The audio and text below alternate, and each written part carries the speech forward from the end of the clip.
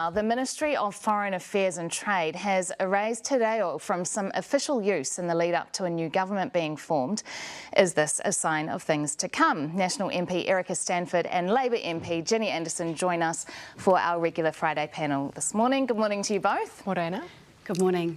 Thanks for being with us. Now, before we get to that, the leaders of National Act New Zealand First were meeting still late into the night last night. So, Erica, just if I can start with you, when did you last speak with Christopher Luxon?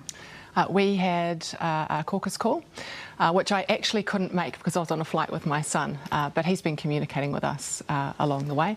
But look, as you can see, and you've seen comments both from him and from David Seymour, things are progressing really well, and they will just keep going right through the weekend until they get this right. And I know, and I said last week, and I say it again this week, that it's really important to get the detail right. We've got three parties with three policy agendas. It's really important to make sure we come together, understand fully each other's positions and make sure we come to some good agreements so we have a lasting government. We've heard that ministerial appointments have been discussed. Have you been allocated yet? No, I haven't heard anything yet, so can't update you on that one, sorry. Where do you most want to make a difference, in immigration or education?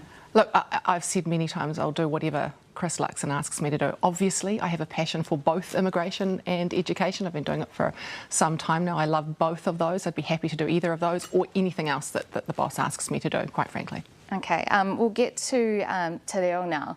And a question, I'll start with you, Ginny.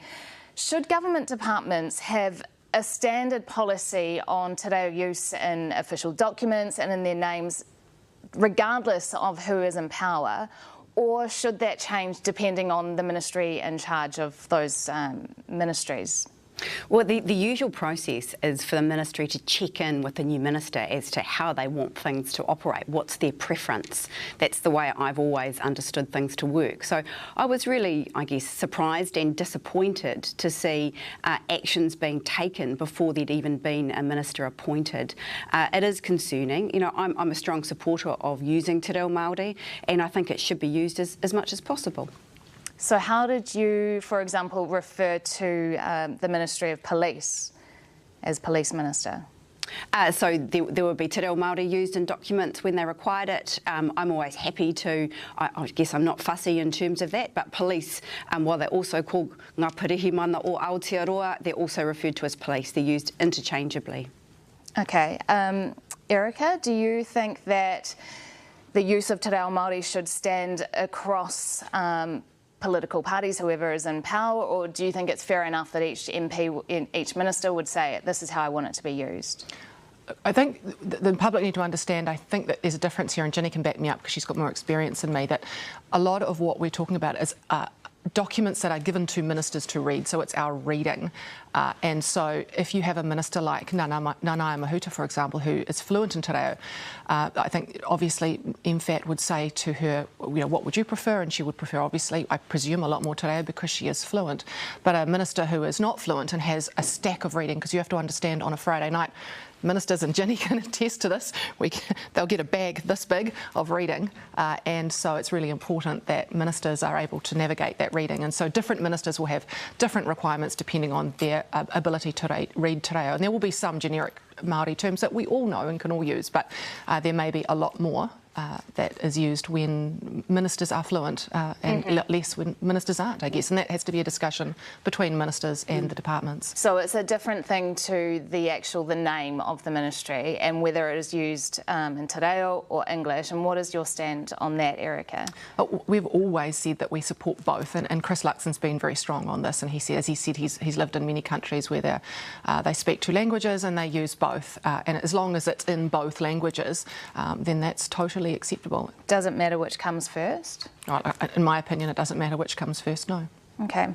In July, at the National Party conference, Christopher Luxon said he was committed to having those dual languages. So let's say the Ministry of Education, for example, how would you refer to that? I would say the Ministry of Education. Okay. Ginny Andersen, there have been 4 people now who have come forward to Newshub to speak about your management style. Was your office a toxic workplace? I don't believe it was. But do you accept that there are some that have said it was? It's really difficult to respond to allegations that are historical and also anonymous. It's quite difficult to pinpoint those. Look, I'll admit I'm not perfect. In hindsight, there's always areas that you can improve on, but I always have tried to continually improve and to encourage a positive workplace. What did you say to those people when they raised concerns about your behaviour at the time? Many of those allegations were not raised with me at the time. So are you surprised that a week on from us talking to you about this last week that there have been more people come forward? Yes, I have. One has claimed that you'd said, I am an MP, I can do what I like. Have you said that? I'd never recall saying that, and that doesn't sound like something I would say. One person claimed that you had body shamed people. I most definitely have not done that. I refute that. I've always had a strong and positive outlook, particularly in terms of people's personal appearance. That's some of the training that all MPs receive, knowing how to conduct yourself professionally in the workplace, and I would never do something like that. Is there any reason other than the passing of time that you might not recall some of these complaints being made or these incidents, alleged incidents happening? So in terms of volunteers, each election would have between 50 and 100. I've been in 4 different campaigns. There have been a number of interactions I've had over the last 6 years. When these complaints are both historical and also anonymous, it's really difficult to pinpoint them. Have you spoken to Christopher Hipkins about these allegations? Yes, I did speak to him, and it's also important to point out that Labor has backed some big changes in terms of changing parliamentary culture, particularly around establishing a new independent commissioner. That's the best place for such complaints to go. They have the ability to inquire and to make sure that people's identities can be protected, but also that we have better processes and transparency around instances such as this one. Why do you think these allegations have come out now? It's really difficult to understand why. What I am open to saying is my door is always open. I'm always happy to talk more with people, and I'd really encourage them to use the independent parliamentary commissioner if they have issues that they feel need to be addressed. Erica, just finally on another topic, some teachers have expressed frustration around the science curriculum, which has been out for consultation. This, of course, was a curriculum that didn't mention physics, chemistry and biology.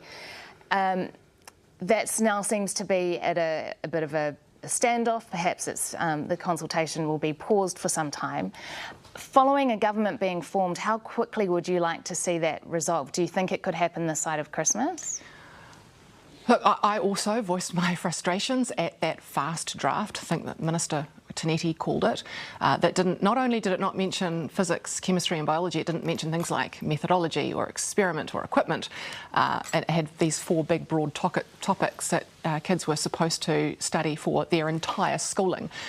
It was very, very worrying, and many science departments contacted me and said to me, look, you know, you've got to do something about this. So look, we haven't formed a government yet, we don't have ministers, but in the past I have said, as the spokesperson for education, that curriculum it will be a top priority because there have been a number of curriculum changes and drafts put through, and they are not, in my opinion, and in many expert opinions, up to scratch. And the science curriculum was extremely worrying. I looked around the world to try and find any other country that has a science curriculum or any curriculum like that, and there was not a single one apart from, I think, Scotland, who had tried it, but otherwise nobody else does that. It's so important to lay out the core curriculum knowledge and the order that it is to be taught, especially in topics like chemistry, biology and physics. Ginny, do you have any thoughts on the pause in this consultation for the science curriculum? Well, it's generally that the process is that the caretaker government, no big decisions are taken, and that's what happens in that space. I would like to say that, you know, I do believe it was a storm in a teacup. There was always an intention for core areas such as physics, chemistry, biology to be included in that curriculum. So I do think a bigger meal was made out of it than what was ever intended. Those are critical areas for young people to learn, and we really need here for the focus to be on our young people learning and giving them the best opportunities possible. Oh, that's just completely rubbish. Absolutely, totally, utterly rubbish. It is so important that you lay out the core content knowledge in a curriculum when it comes to subjects like that. And just to say, oh, it's a storm in a teacup, and actually it was always intended. The intention to have those in there. Really? Well, that's not what the officials said. They said, well, the teachers know that they have to teach chemistry, for example, through the climate change, and they will just teach it in that way because they know what they're doing. And I don't disagree that chemistry teachers don't know exactly what they're doing, but the issue is in some schools when you don't have a chemistry teacher, you have a biology teacher, for example, teaching chemistry. And when the curriculum is not laid out of what to teach in what order, it makes it very difficult.